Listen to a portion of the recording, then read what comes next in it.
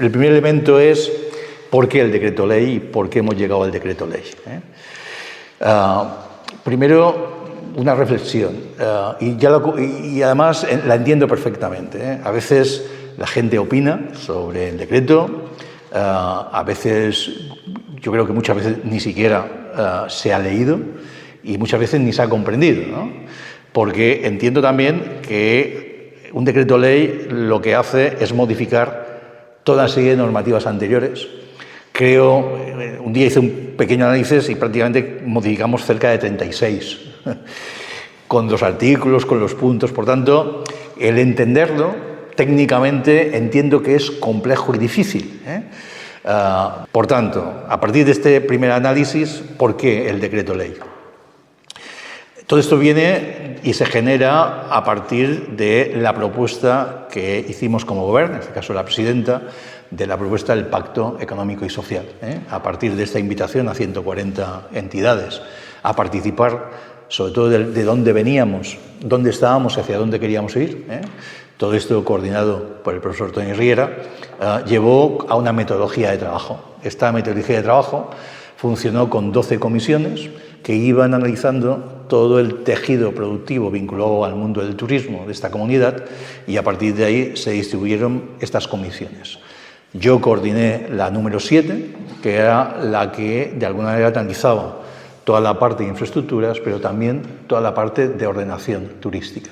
La primera puntualización que hay que hacer es que este ámbito de ordenación turística está transferido a los consejos. Y este dato es muy importante porque en todo lo que es el desarrollo del decreto, al final, quien realmente tiene que desarrollar el decreto, tiene que cumplir y aplicar el decreto, son cada consejo insular, ¿no? Por tanto, ante este marco de trabajo, en esta comisión 7, donde estaban prácticamente cerca de 26 asociaciones y representantes, desde todos los aspectos, asociaciones patronales, representación de la sociedad civil, sindicatos, en fin, estaba todo representado.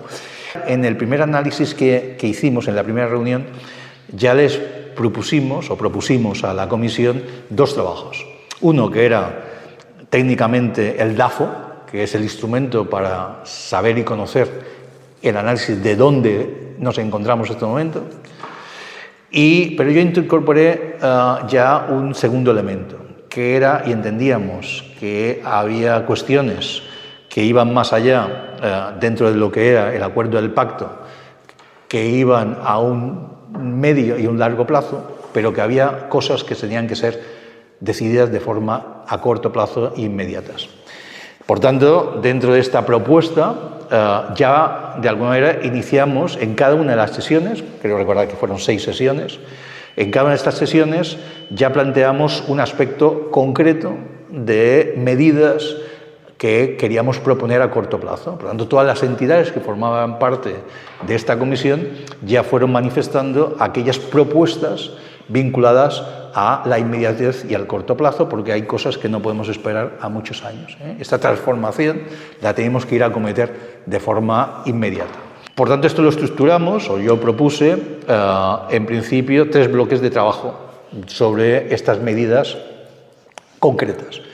Uno, que hacía referencia a todo lo que era el ámbito del control de la oferta. ¿Y por qué el control de la oferta? Porque es lo que desde la capacidad autonómica podemos entrar en legislar y de alguna manera en controlar. Gestionar la demanda, de alguna manera tenemos poca competencia sobre ella.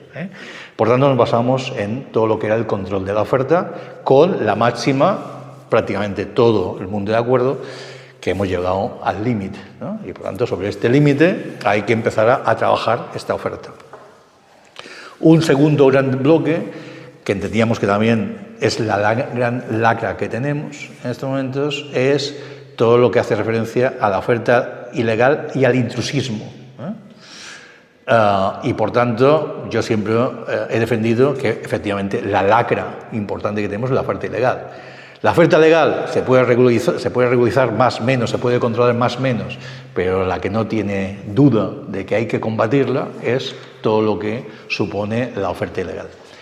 Y el tercer gran bloque era todas aquellas medidas que favorecían a la mejora de la calidad, tanto en la parte privada como en la parte pública. Estos fueron los tres ámbitos que acordamos y, por tanto, en cada sesión, aparte, como decía, del DAFO, el análisis, lo que planteamos eran propuestas a cada una de las entidades en estas tres referencias.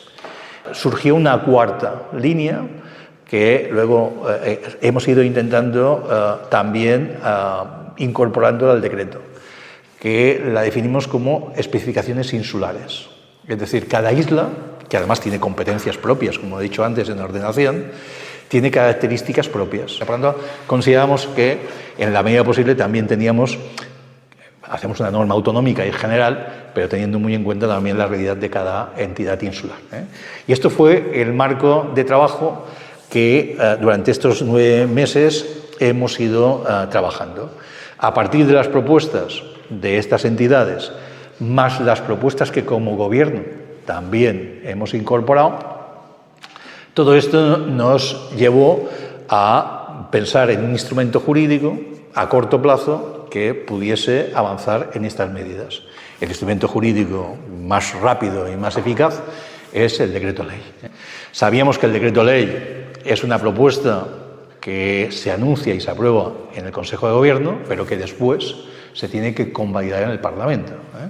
Por tanto, luego empezó una segunda fase, que era la fase de la negociación política, que es una fase que también hemos desarrollado, porque el decreto no es solo y únicamente una propuesta de gobierno con ciertas propuestas de las entidades, sino que luego hay que aprobarlas. Y que aprobarlas necesitamos los votos y, evidentemente, nosotros no tenemos la mayoría, por lo tanto hemos tenido que negociar con diversos grupos políticos y básicamente con uno, porque el decreto ley se convalida en su integridad, no se aprueba por parcelas, se tiene que aprobar en la integridad total, ¿no? Por tanto, en esta negociación, evidentemente, como en cualquier negociación, hay que hacer renuncias para llegar al consenso y, por tanto, a partir de ahí, aprobar. Por tanto, todo esto hace y que se apruebe el decreto. Cada Consell Insular tiene las competencias en la planificación turística. Esta planificación turística en cada ámbito insular, hay un instrumento de planificación que en una isla concreta, es Menorca, se le llama PTI, el Plan Territorial Insular, y las otras islas se planifican a través de los PIAs, que son los planes de intervención en los ámbitos turísticos. Esto es el documento que planifica, que organiza cómo tiene que ser el desarrollo turístico de cada isla. Y este es el marco competencial que tiene cada isla. Por lo tanto, es ahí donde se determina qué son y cuáles infraestructuras tenemos, cuál es la capacidad de carga que tiene cada isla, que esto es la parte más fundamental, porque en base a esta definición sabremos qué tipo de oferta queremos, hasta dónde la podemos hacer llegar y cómo hay que organizar de alguna manera el territorio en base a esta capacidad. El decreto, estas tres grandes grupos que definen el decreto, o tres grandes objetivos que tiene el decreto, hay dos que son permanentes hasta que no se modifique. Y hay el primero, que es el control de la oferta, que estas son, y esto es muy importante que se entienda, son medidas transitorias. Hay consells que van más avanzados en el desarrollo de la planificación, sea PIAs o PTI, y otros que van más retrasados. Por tanto, ante esta situación, valoramos justamente este régimen transitorio. Es decir, hasta que cada Consell Insular determine, en este caso nosotros incorporamos, para que esto sea lo más ágil posible, no solo incorporamos la planificación sea PTI o PIAT, sino el decreto incorpora una tercera cuestión, que eran los estudios de carga. Hay que interpretar también que si respetamos esta competencia insular, Menorca puede determinar un estudio de carga con un techo de plaza determinado y en cambio Ibiza puede hacer lo mismo, pero que sean dos realidades distintas, ¿va? Por tanto, ¿qué hacemos? Como respetamos justamente eso, para que cada Consell Insular y cada isla determine qué quiere y cómo lo quiere y cuál es su capacidad de carga y, por tanto, el techo que quiere, Durante este tiempo transitorio, unos lo harán más rápido y otros no tanto, pero mientras exista es cuando nosotros aplicamos esta parte del control de la oferta. ¿Y qué decimos? Que durante este régimen transitorio no vamos a permitir ni una plaza más. Jugamos solo en cada ámbito insular con las plazas que en estos momentos existen y solo permitimos, por tanto, no levantamos la moratoria, porque la moratoria se levanta cuando el instrumento de planificación esté aprobado. Por tanto, ¿qué hacemos?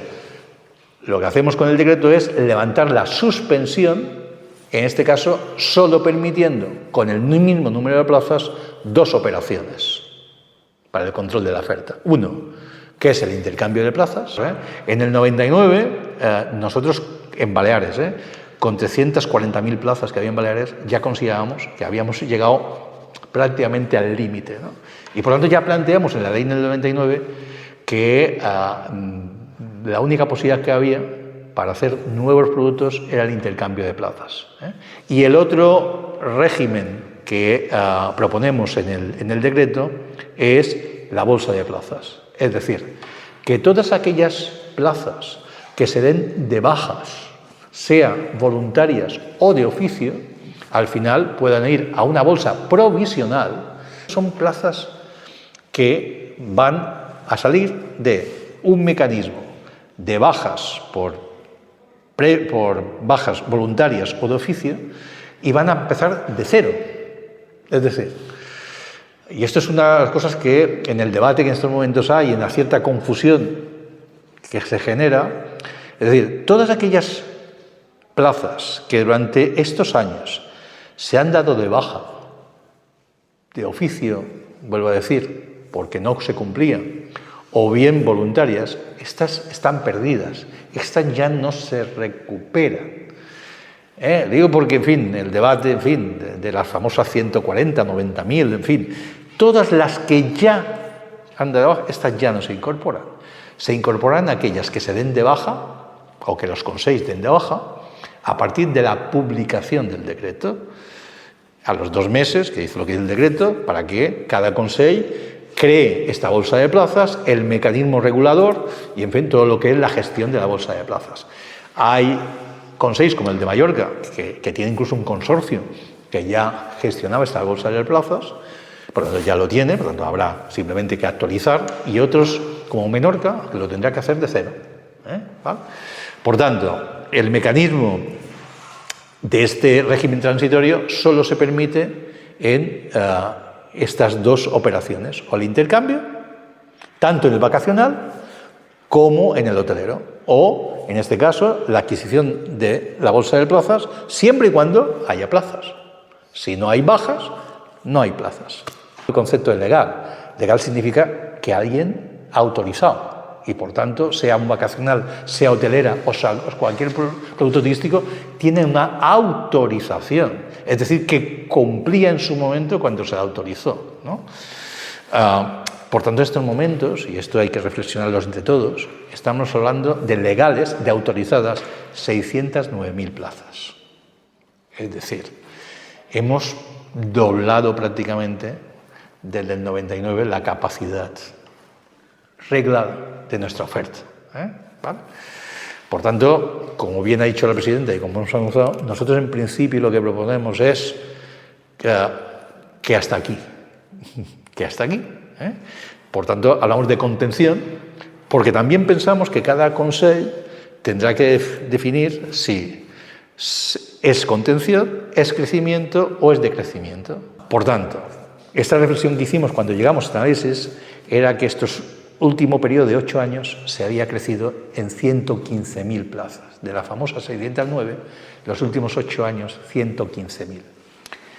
De las 115.000,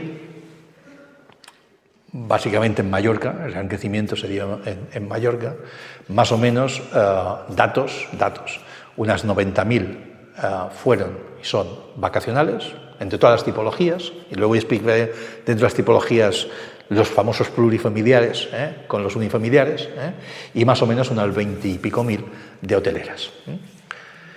Pero todas son autorizaciones. Lo primero que planteamos es, vamos a dar una salida a aquellos que de forma voluntaria estén agotados, un poco lo que te decía con el tema de la oferta obsoleta, aquellos que les podamos facilitar un cambio de uso y, por tanto, reducir estas plazas o poderlas dedicar a nuevos proyectos específicos. En el tema del vacacional, tenemos dentro de las 90.000 plazas del vacacional desde esos años, prácticamente unas 6.000, lo digo porque los datos son importantes, unas 6.000 que solo y únicamente, en este caso concreto sí, están en Mallorca, que son las que, perdón, 6.000, he dicho 6.000, son 9.000 plazas de vacacional, esto sería más o menos en viviendas, en pisos, serían más o menos unos 2.000 pisos, que son aquellos que son autorizaciones en plurifamiliares. En el decreto nosotros prohibimos el plurifamiliar. Nosotros ya no autorizamos una sola plaza más de plurifamiliar. Por tanto, estas 2.000 pisos, los consells insulares, en este caso el Consell de Mallorca, ya ha hecho una depuración. Por tanto, estas ya no están, ¿vale? ¿Y qué proponemos en el decreto? Lo proponemos por una razón, que es que hay un riesgo importante de que aquellos establecimientos, hablamos de los plurifamiliares, que tenían una autorización y han renovado, si ahora, por las razones que uno quiera, tú le cancelas esa autorización, tiene muchas posibilidades de pedir, y tiene el derecho de pedir, responsabilidad patrimonial. ¿Qué proponemos nosotros en el decreto? Que los que se han muerto por el camino no nos resucitan. Estos están muertos. 2, ni una plaza más de plurifamiliar, ni una. No hay bolsa de plurifamiliares, ya no hay más plurifamiliares. Y tercera, que es que facultamos a los consells para que hagan un reglamento para que en la renovación se puedan poner muchas más exigencias para que, como mínimo, el producto entre en valor en temas de seguridad, en temas de contra incendios, o que les oponga al que tenga que renovar esta licencia que ya no le salga a cuenta.